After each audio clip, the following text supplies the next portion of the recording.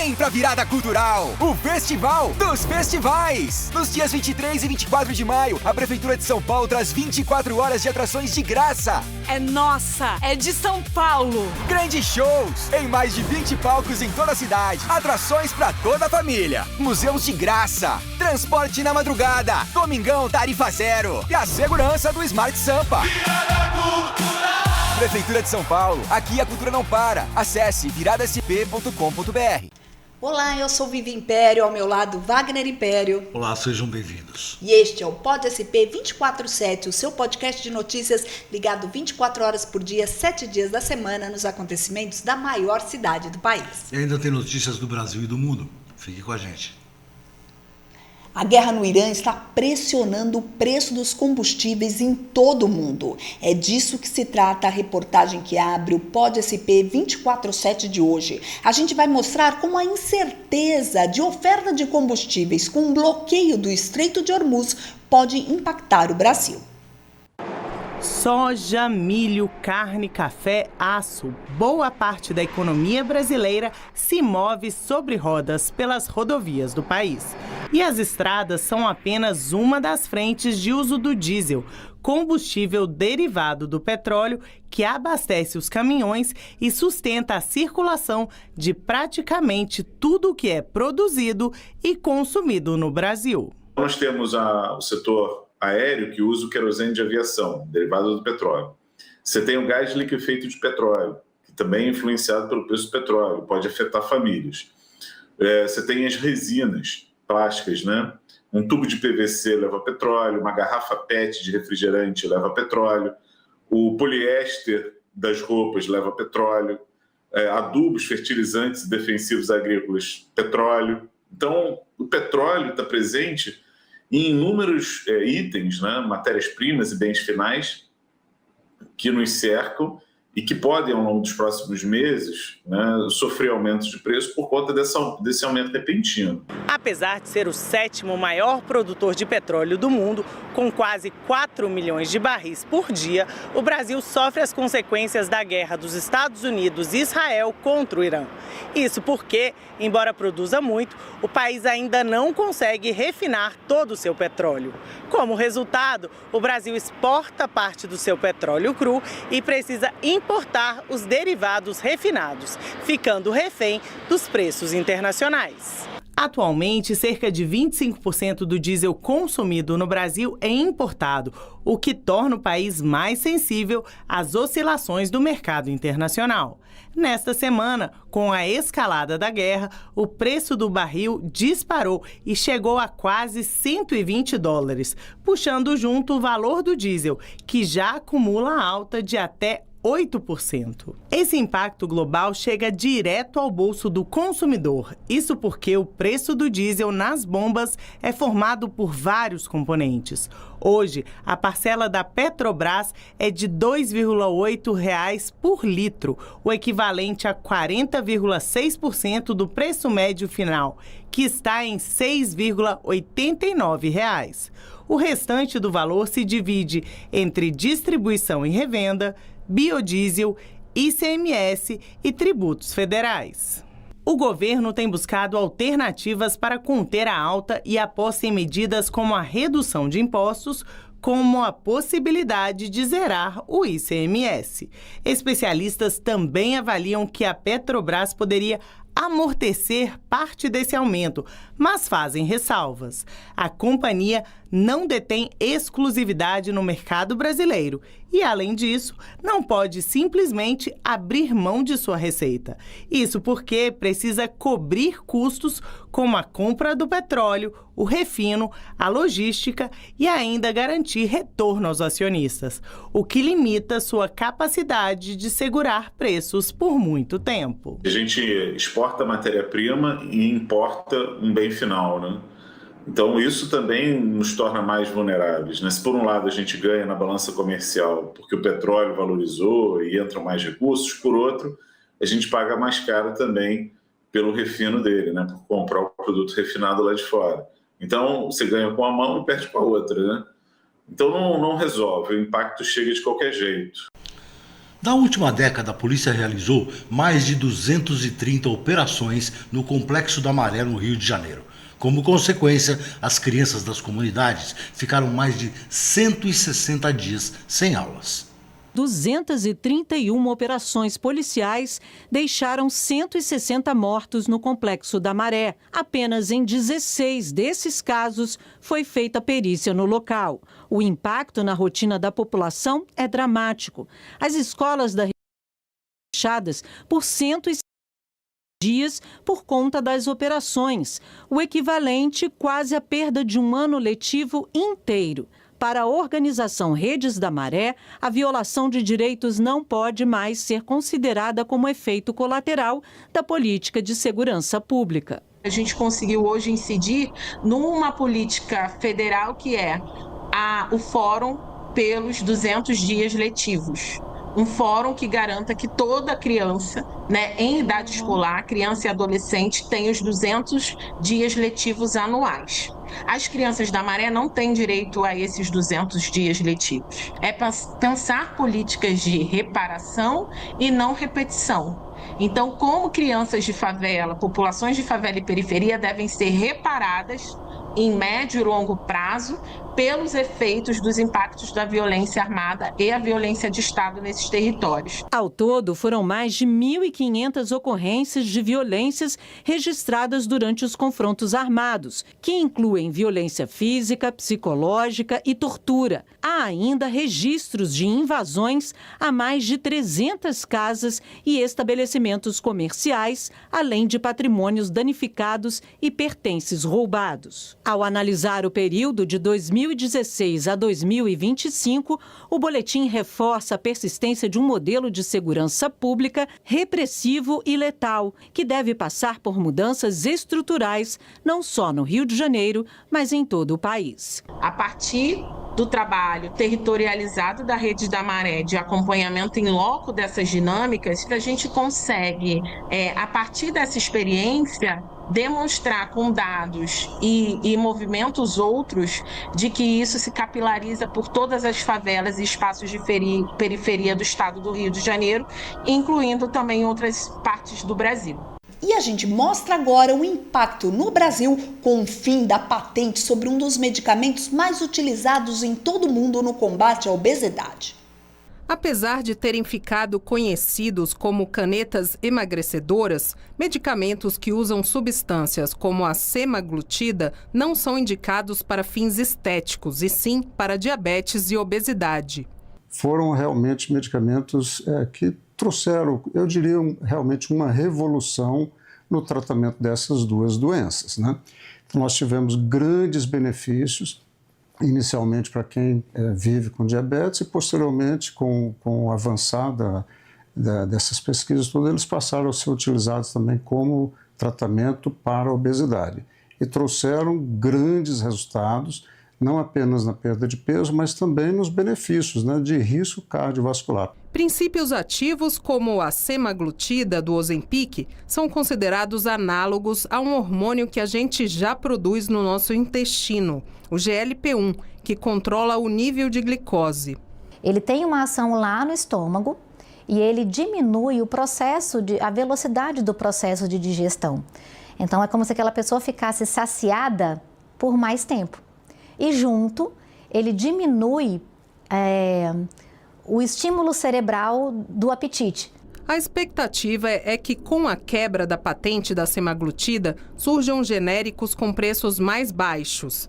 Nesse centro especializado em diabetes, obesidade e hipertensão arterial em Brasília, o acesso a esse tipo de medicamento traz esperança para pacientes que realmente precisam. Os que não têm acesso por questão financeira, eles falam de como seria uma ajuda muito grande para eles, principalmente para aqueles que a gente vê, nós vemos que já aderiram a uma mudança de estilo de vida, que esses vão ter um resultado muito melhor, né, e que a caneta poderia ajudar nesse processo, né? Então, vê como uma grande oportunidade, um desejo muito grande de ter acesso a esse tipo de medicação. Como a obesidade é uma doença muito complexa, ela envolve vários fatores, né? Não apenas fatores de alimentação, sim, né? De sedentarismo, sim, né? Mas de questões emocionais também, né, de depressões, de ansiedade e a forma como essas pessoas lidam com essas questões. É um tratamento muito difícil a obesidade, que lida com muitas questões ao longo do caminho,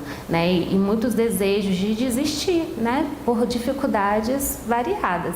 A Prefeitura do Rio de Janeiro lançou uma iniciativa para tornar as escolas municipais num ambiente mais seguro para as crianças.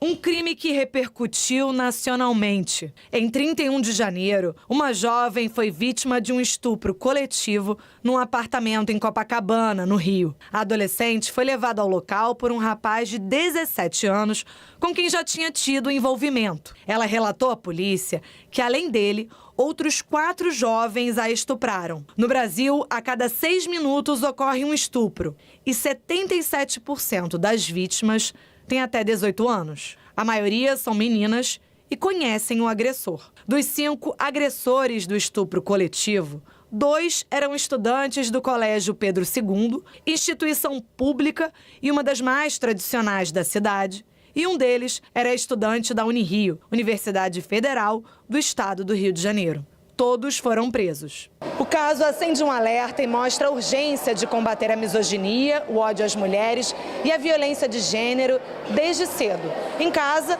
dentro das famílias, mas também nas escolas. No Rio de Janeiro, a iniciativa Escola Mais Segura para Meninas, da Secretaria de Políticas para Mulheres e Cuidados do município, em parceria com a Secretaria de Educação, vai distribuir um material para todas as escolas da rede que aborda consentimento, respeito e indica as diversas formas de violência contra meninas: digital, verbal, psicológica, física e sexual. Trazer esse debate para as escolas é conscientizar as meninas para elas saberem onde que é o não, quais são os direitos delas e o que elas podem fazer diante de uma situação de violência, ou seja, procurar a diretora, os pais, para não normalizar aquilo, mas o mais importante também, conscientizar os meninos, porque infelizmente a gente tem visto que a educação, né, ela não tem conseguido agregar para essa nova visão de mundo dos homens. A Amora tem 14 anos e considera esse debate importante. Os meninos têm que aprender que eles querendo uma coisa, eles têm que perguntar se pode ou não. E se não puder, não é para insistir, não é para ficar em cima, não é para ficar perturbando, não, vamos fazer isso, vamos fazer isso, vamos fazer isso. Porque se uma pessoa não quer, você não pode.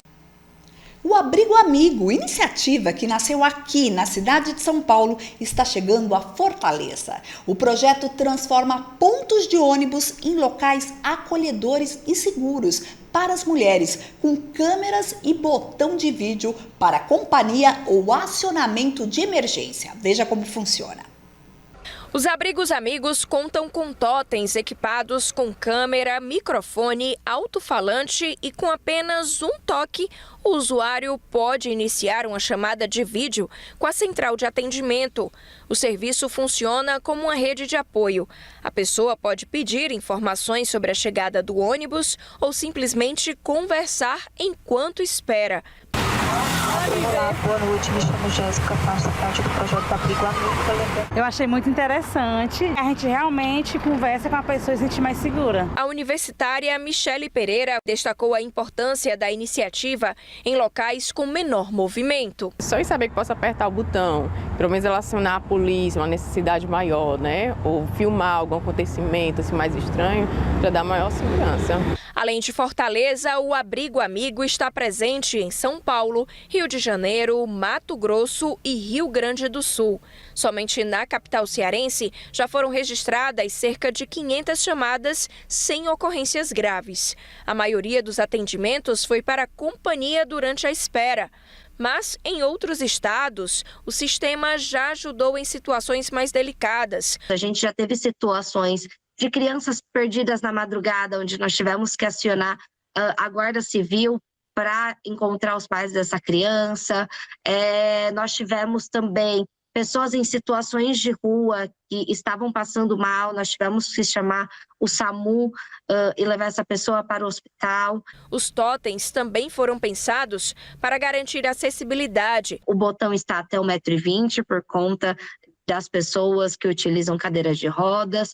Nós temos também abaixo do botão as plaquinhas em braille para as pessoas que têm problemas de visão. Em Fortaleza, os abrigos amigos foram instalados há cerca de 3 meses.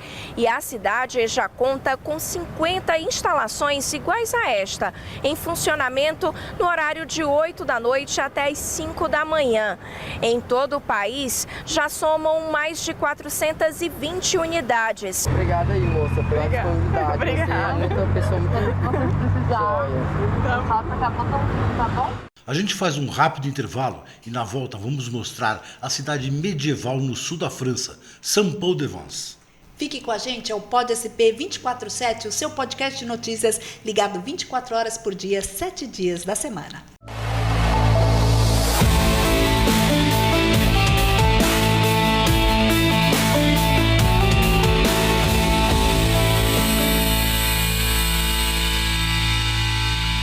Vem pra Virada Cultural, o Festival dos Festivais. Nos dias 23 e 24 de maio, a Prefeitura de São Paulo traz 24 horas de atrações de graça. É nossa, é de São Paulo. Grandes shows em mais de 20 palcos em toda a cidade. Atrações pra toda a família. Museus de graça. Transporte na madrugada. Domingão tarifa zero. E a segurança do Smart Sampa. Virada Cultural.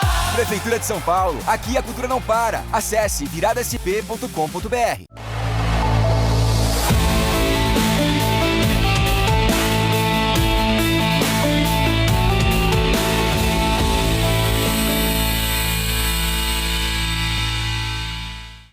Hoje desembarcamos em uma cidade medieval no sul da França.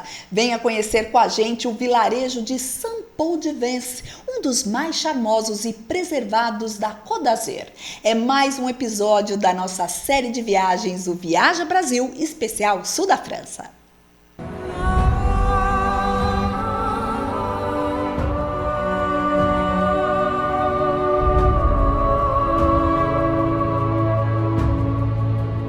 Uma cidade medieval cravada na região dos Alpes, no sul da França, Saint-Paul-de-Vence. Fundada em 1388, a Vila de Vence era um lugar dominado pelo Reino de Savoia, que também governava o sul da Itália. Construída em lugar estratégico a 355 metros de altura, não demorou para Saint-Paul-de-Vence se tornar uma fortaleza. Mas foi só em 1538, já sob o domínio francês, que a cidade ganhou as muralhas, levantadas pelo rei François I. Depois de 1650, a igreja chegou e estabeleceu monges em Saint-Paul. A maioria das casas era habitada por gente do clero. No século XIX, os artistas começaram a chegar e fizeram de Saint-Paul-de-Vence uma cidade dedicada à arte. E é assim até hoje. Com ruas estreitas, paredes com pedras da época medieval, Saint-Paul-de-Vence, de apenas 7 quilômetros quadrados e menos de 4.000 habitantes, é lotada de galerias. A maioria dos artistas é morador e tem na própria casa seu ateliê. Como Monsieur Laurent Depré, que pinta no estilo do impressionismo. Ele mostra que um dos seus quadros foi inspirado nas cores do Brasil. Je raconte, je travaille à l'huile. J'attaque mes toiles souvent avec pinceau, très basiquement pour faire des fonds, pour avoir toutes mes nuances de fond. Je travaille très longtemps les fonds. Et ensuite, je viens travailler avec des couteaux, avec de la matière, toujours de l'huile. Là, ça va très vite par contre. Et je fais tout le temps mes mouvements qui vont toujours vers le haut, vers l'optimisme. Et voilà, je m'inspire pour mes toiles, je m'inspire toujours, je fais beaucoup de petits dessins, de petites huiles qui sont derrière vous. qui sont des petites huiles faites très très rapidement. J'en fais dans une matinée, j'en fais 20 ou 30 pour n'en garder qu'une, parfois même pas. Mais quand il y en a une qui me plaît, je la garde et je m'en inspire pour la toile future.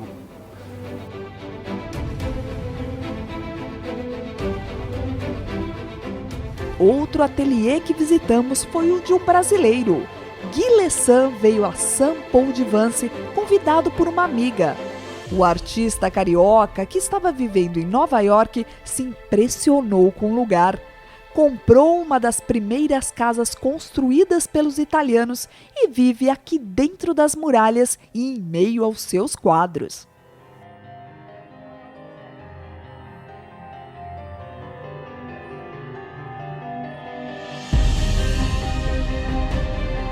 São Paul de Vence também respirou a arte dos pintores mais famosos. Marc Chagall viveu aqui por 19 anos.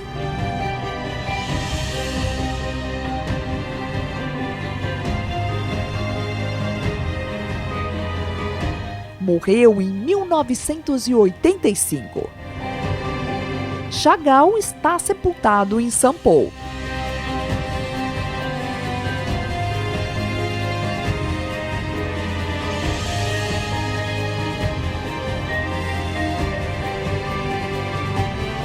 E entre as galerias, São Paul também tem ótimos restaurantes, bares e, é claro, lojas de souvenirs.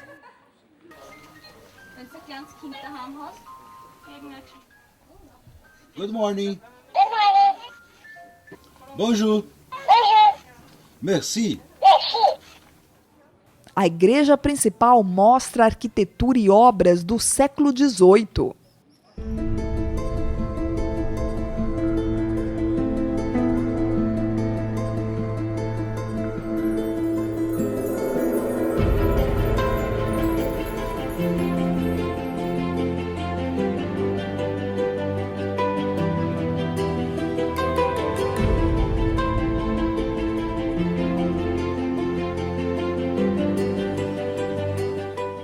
Descobrir a história dessa cidade medieval é andar pelas ruas de São Paul e entrar em todas as vielas como esta, algumas construídas no século XIII.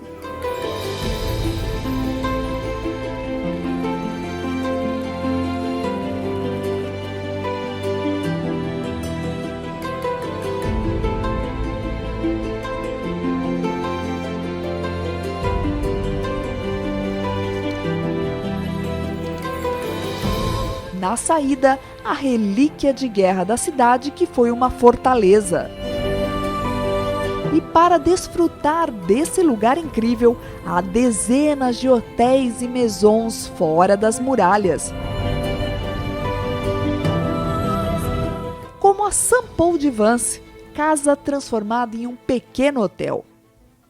Passeando pela Riviera Francesa, a gente descobre locais charmosíssimos como este hotel, a Maison de São Paul de Vence. Aqui é possível tomar um chá no jardim com esse visual incrível. Ao fundo, a cidade medieval de São Paul de Vence.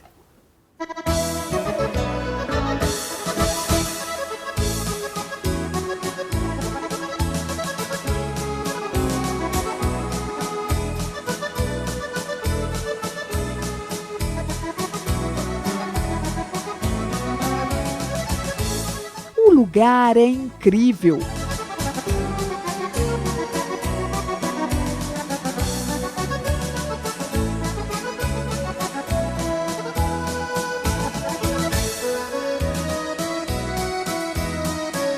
Quartos espaçosos,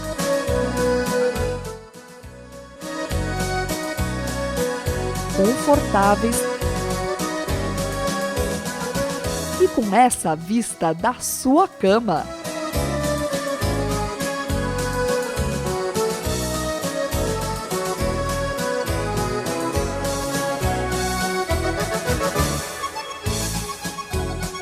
Os banheiros seguem na decoração do século XVI. Todo esse conforto cercado por uma bela piscina e uma excelente culinária francesa.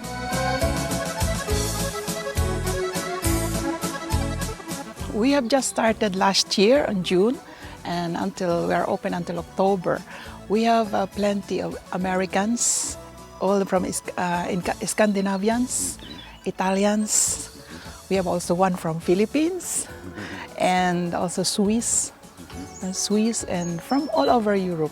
We have, And what are the tourists can expect by the autumn about this amazing place? Yes, most of all, we have the best view, the panoramic view of the ancient wall of the St. Paul de Vence. It was the house of the family since 10 years, and then we think it was be a good thing to make an hotel because we have a view, and we hope people like this place.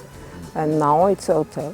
Brazil, come and see the superb view of St. Paul de Vence. It's a place very visited in the world, and you'll be welcomed by Josephine and me. Oh, bye-bye.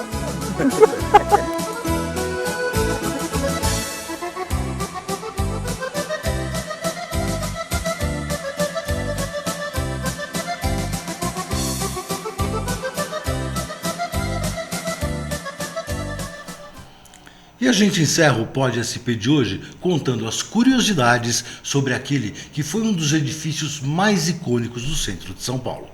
O edifício Wilton Paes de Almeida foi inaugurado em 1968. A proposta era ousada para a época, com fachada toda em vidro. O projeto do arquiteto Roger Zimeckle se tornou um dos marcos do modernismo de São Paulo. Localizado no Largo do Paissandu, no centro da cidade, o edifício foi tombado pelo Patrimônio Municipal em 1992. Por anos, abrigou escritórios da Polícia Federal, mas acabou abandonado e ocupado por famílias sem teto. Para Denise Zimeckle, filha do arquiteto, contar essa história é uma reconexão com a memória do pai. Foi um prédio assim, muito especial para a época, né? E foi uma grande oportunidade que meu pai teve como arquiteto jovem de receber uma comissão de um projeto tão enorme e diferente e cheio de tecnologia, pioneiro na cidade. A história teve um corte abrupto em 1º de maio de 2018. Naquele dia, um incêndio provocou o desabamento do edifício. Ao menos 7 pessoas morreram. A Prefeitura de São Paulo contabilizou mais de 200 famílias desabrigadas.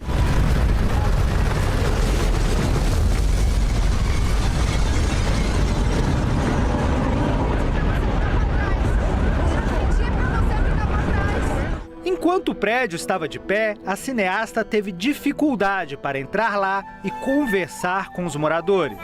Só quando os antigos ocupantes acamparam em frente aos escombros do Wilton Paes de Almeida é que essa aproximação foi possível.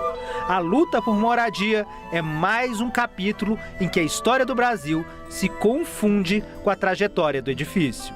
E a minha intenção desde o começo era que, ao eu abrir essa minha história pessoal que é o começo da história do filme, né? As pessoas pudessem abrir os corações dela para quando elas chegassem numa história que é um pouco mais difícil de algumas pessoas receberem, né? Ou se abrirem para assistir, né? A história dos moradores sem teto, eles poderiam já estar com o coração mais aberto e olhar tudo aquilo com mais humanidade.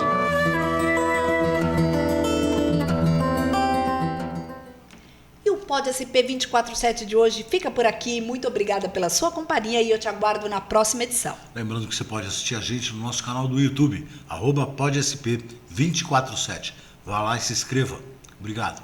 Até mais. Vem pra Virada Cultural, o Festival dos Festivais! Nos dias 23 e 24 de maio, a Prefeitura de São Paulo traz 24 horas de atrações de graça. É nossa! É de São Paulo! Grandes shows em mais de 20 palcos em toda a cidade. Atrações pra toda a família. Museus de graça. Transporte na madrugada. Domingão tarifa zero. E a segurança do Smart Sampa. Virada Cultural!